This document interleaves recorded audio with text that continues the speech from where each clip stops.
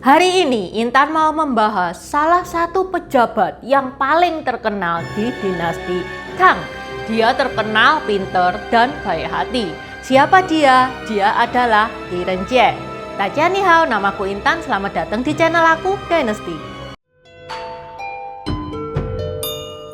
Seperti biasa, sebelum memulai video ini, Intan mau membaca pesan via Saweria yang masuk. Kali ini dari Marianto. Sistem kalender China kapan dan ditemukan oleh siapa? Apa beda kalender China Lun dengan kalender Masehi Kabisat? Mana yang lebih akurat? Oke, ini Intan buatin videonya aja ya. Ditunggu. Buat teman-teman yang mau mendukung channel ini supaya bisa maju lagi, teman-teman bisa mendukung via Saweria yang linknya Intan taruh di deskripsi. Di Saweria, teman-teman bisa menulis pesan, entah itu request, atau pertanyaan, atau dukungan. Nanti semua pesan yang masuk via Saweria akan Intan bacakan di video berikutnya. Dukungan sekecil apapun itu berarti banget buat channel ini. Okay, let's start! Kenapa hari ini Intan bahas Li Renjie? Soalnya banyak teman-teman yang request.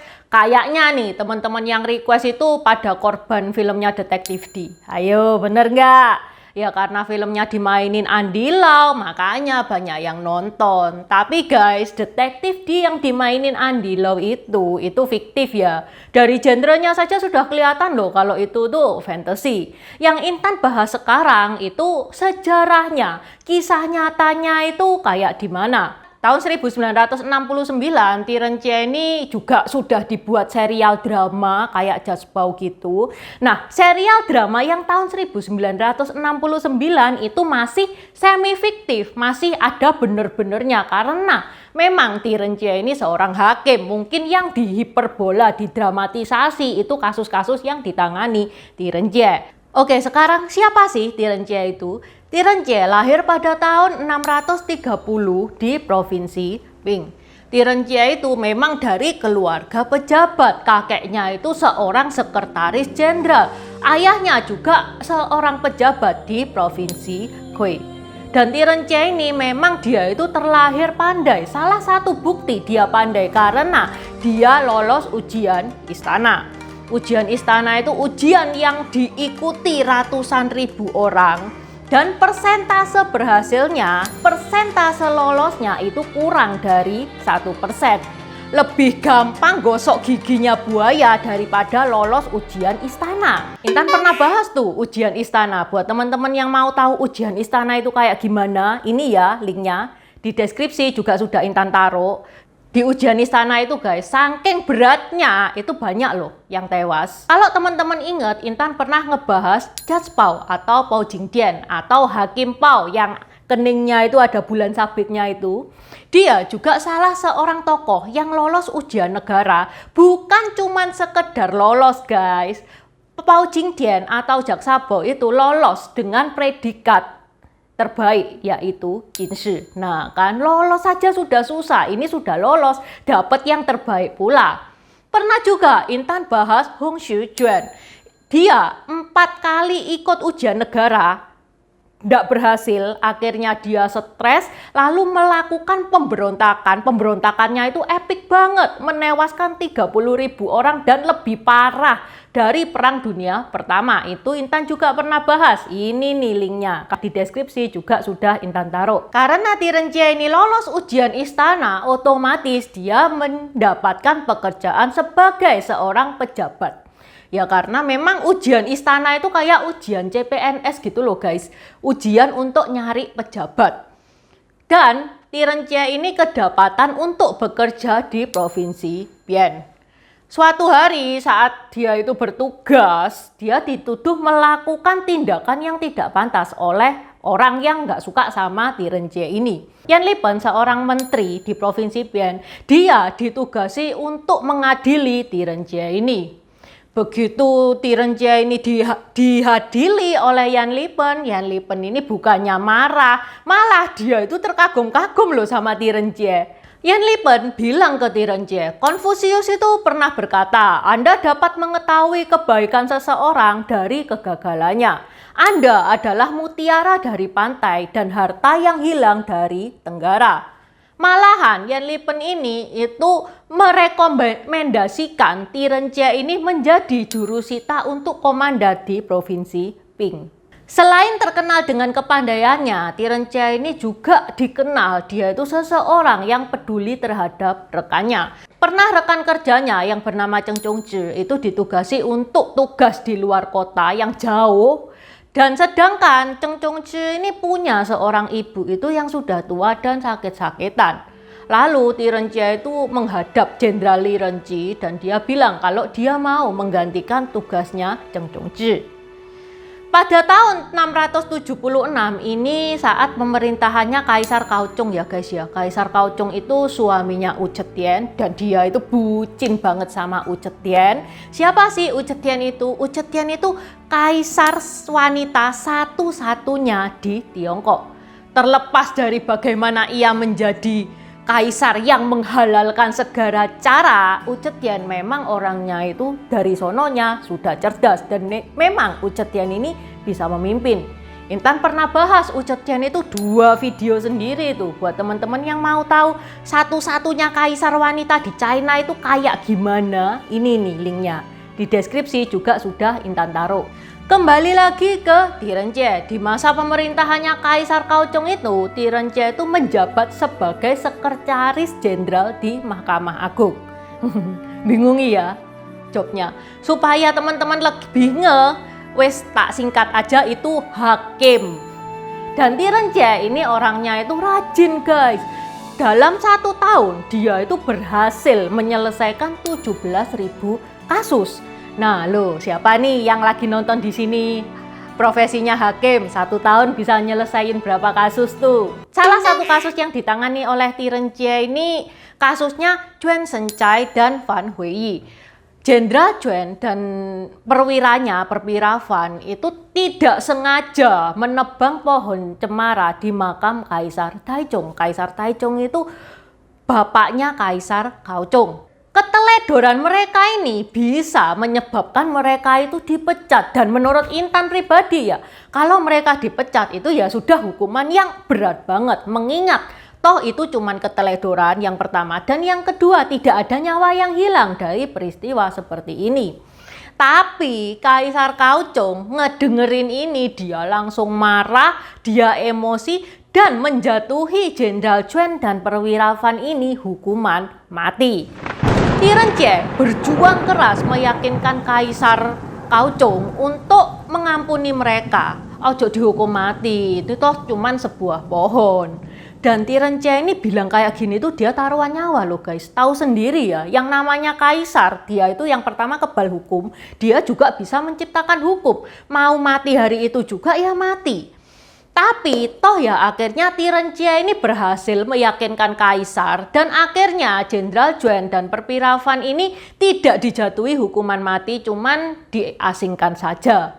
Tirenche juga berani ngotak-ngatik pejabat kesayangannya Kaisar Kaocong yaitu Wan Penli. Karena Wan Penli ini menyalahgunakan kepercayaan kaisar dan banyak melakukan tindakan yang ilegal. Sebagai seorang yang cinta kepada bawahannya, ini kan sudah klik banget tuh Kaisar Kaocong sama Wang Penli. Kaisar Kaocong itu bela Wang Penli itu mati-matian. Loh ya ampuni dong, jangan dihukum dong Wang Penli. Sampai Tirenche itu bilang, yang mulia, kalau nggak ada Wang Penli, negara ini nggak kekurangan orang yang kayak Wan Penli. Ya udah, akhirnya dengan berat hati Kaisar Kaocong itu mempersilahkan Wang Penli itu diproses secara hukum.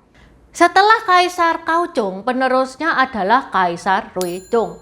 Kalau teman-teman nonton videonya Intan tentang Wu Zetian, teman-teman pasti Kaisar Ruizong ini sangat dikendalikan oleh ibunya. Siapa ibunya? Ya Wu Zetian itu. Karena Wu Zetian itu memang dia orangnya ambisius, dia tuh pengen mimpin.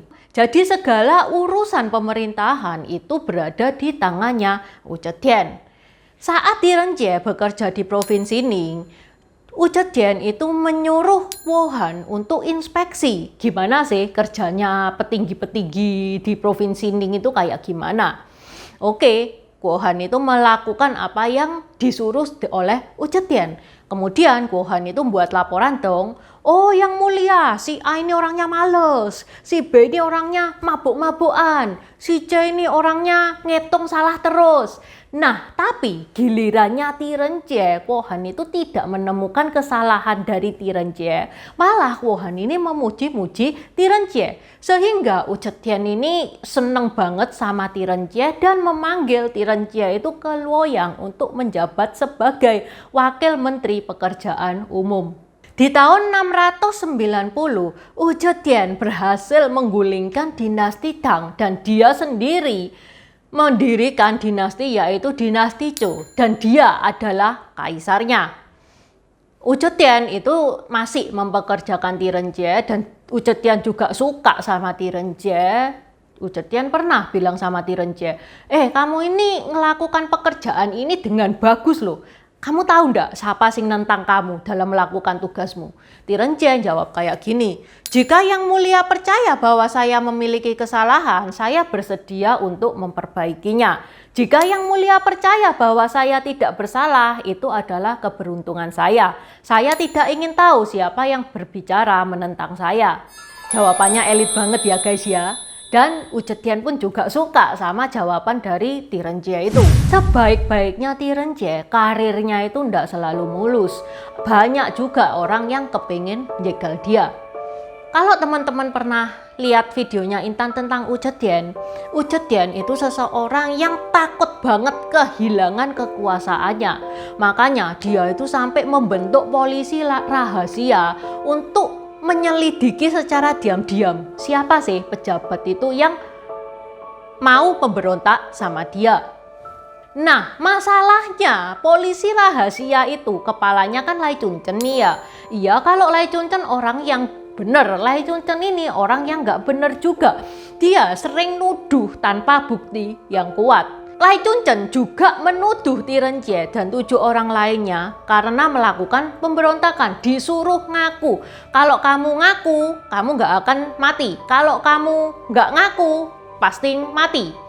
Ya udah, akhirnya ada yang ngaku, ada yang nggak ngaku. Kalau Tirenjie dia itu mengakui karena Tirenjie masih belum pingin mati. Jadi dia mengakui meskipun dia nggak ngelakukan. Tapi lain-lainnya ada juga yang dia itu lebih baik mati daripada mengakui perbuatan yang tidak dia lakukan. Sehingga ini bikin Ucetian ini bingung, ini yang benar yang mana? Dia itu memberontak apa enggak? Kok ada yang ngaku, ada yang enggak? Tapi Lai Chun-chen tuh berhasil meyakinkan Ucetian dan Ucetian pun ya udah akhirnya percaya penuh kepada Lai Chun-chen ini. Lalu salah satu anak yang dihukum mati oleh Lai Chun-chen itu anaknya Le Shihui, dia itu bikin petisi ke Ucetian. Dia bilang kalau Lai Chun-chen ini sembarangan nuduh orang. Orang-orang yang kompeten, yang setia itu dituduh yang enggak-enggak. Dan mendengar petisi ini, Ucetian itu turun tangan. Dia sendiri yang menginterogasi tahanan-tahanan politik yang dituduh memberontak itu termasuk Tirenjie. Karena memang buktinya tidak kuat, mereka pun akhirnya dibebaskan, tapi mereka diusir dari Luoyang, tidak boleh bekerja di Luoyang. Tirenjie pun akhirnya menjadi kepala daerah di kota yang kecil yaitu Bengzhi. Tapi karena memang Tirenjie ini orang kompeten, dia orangnya pinter, berdedikasi tinggi, akhirnya pada tahun 697 Tirenjie kembali dipanggil untuk bekerja di Luoyang. Itu saat Ucetian itu lagi bingung guys. Ucetian lagi bingung masalah ahli waris. Karena kedua keponakan Ucetian yaitu Wu Chengshi dan Wu Sanshi itu dia itu bisa mengambil hatinya Ucetian dan dua orang itu kepingin jadi kaisar. Tapi pejabat-pejabat itu ya pada melarang, ya namanya kaisar itu ya anak kandung dong, bukan keponakan kayak gitu. Anaknya Ucetian malah nggak bisa ngambil hatinya Ucetian itu. Sampai suatu hari Ucetian itu mimpi dia itu didatengin burung beo yang gede tapi sayapnya patah. Dipanggillah Tirenjie untuk menjelaskan mimpinya itu. Burung beo itu bahasa Mandarinnya in u. Jadi Tirenjie itu bilang kayak gini. U-nya burung beo itu sama dengan U-nya Ucetian. Nadanya sama U-nya Ucetian. Tirence bilang kayak gini, burung beo itu melambangkan Anda, sayap itu melambangkan anak-anak Anda. Kalau Anda ngasih anak-anak Anda itu posisi yang bagus, sayap itu akan bisa berfungsi kembali. Ucetian seneng banget dengan jawaban dari Tirence itu, sampai akhirnya ya udah, akhirnya ahli waris tetap ke anak kandungnya. Sebelum Tirence meninggal, dia merekomendasikan banyak pejabat untuk bekerja di istana. Sebagian dari mereka namanya Dong Jianzhi, You Yanzhuang, Huan Yanfen, dan Jing Hui. Mereka ini itu berperan besar nantinya dalam menggulingkan Ucetian di tahun 705 dan mengembalikan lagi dinasti Tang. Tirence itu sangat dihormati guys, sampai makamnya yang terletak di ujung timur kuil kuda putih di Luoyang itu ditulisi makam Dewa Tirence, kanselir terkenal dinasti Tang besar. Oke, sampai di sini dulu bahasan Intan tentang Tirence, dan terima kasih sudah menonton. Terima kasih udah nonton channel ini sampai habis. Dukung aku terus berkarya dengan klik subscribe dan bunyikan lonceng di bawah ya guys.